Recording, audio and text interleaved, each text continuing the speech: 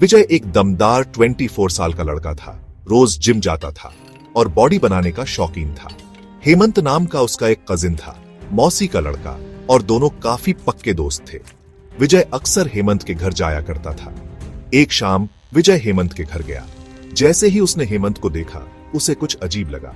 हेमंत, जो आमतौर पर हट्टा कट्टा दिखता था, उस दिन दुबला पतला लग रहा था। पहले तो विजय ने ज्यादा ध्यान नहीं दिया, लेकिन जब उसने यूं ही हेमंत की मम्मी से पूछा तो उन्होंने कहा, हाँ, आज हमें भी हेमंत छोटा लग रहा है।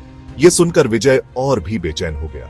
उसे याद आया कि जब हेमंत उसके घर आया था तो बिल्कुल नॉर्मल लग रहा था, लेकिन यहाँ कुछ तो गड़बड़ थी। विजय को शक होने लगा। अचानक डर के मारे विजय ने हेमंत के मुंह पर जोर से थप्पड़ मारा।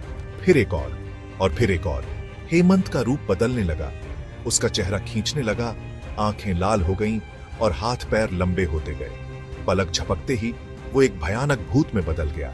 विजय का दिल जोर से धड़कने लगा, लेकिन उसके पास संभलने का वक्त नहीं था। भूत ने विजय पर हमला कर दिया, उसे जमीन पर पटक दिया और उसका गला दबाने लगा। अपनी पूरी ताकत से विजय ने भूत को धक्का दिया और जान बचाकर भाग गया। भागते हुए विजय ने देखा कि हेमंत का पूरा परिवार डर के मारे घर से बाहर भाग रहा है। सब लोग पास के मंदिर की तरफ दौड़े। मंदिर के अंदर उन्होंने थोड़ी राहत की सांस ली, लेकिन भूत उन्हें इतनी आसानी से छोड़ने वाला नहीं था। वो मंदिर के आसपास मंडरा रहा था, मानो उन्हें ढूंढ रहा हो। उसकी धीमी चीखें रात में गूंज रही थी। विजय की हालत खराब थी। उसके हाथ पैर बर्फ की तरह ठंडे हो गए थे।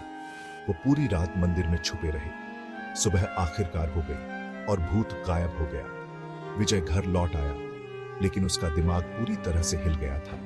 उस दिन के बाद हेमंत और उसका परिवार अपना घर छोड़कर गांव चले गए। विजय अब भी सोचता है, वो क्या था? क्या वो सच में हेमंत था या कुछ और? आज भी जब रात होती है तो वो चीखें उसके कानों में गूंजती हैं और उसे लगता है कि कोई उसका पीछा कर रहा है। क्या विजय उस भूत का फिर से सामना करेगा, या वो कोई श्राप था जो उस रात खत्म हो गया?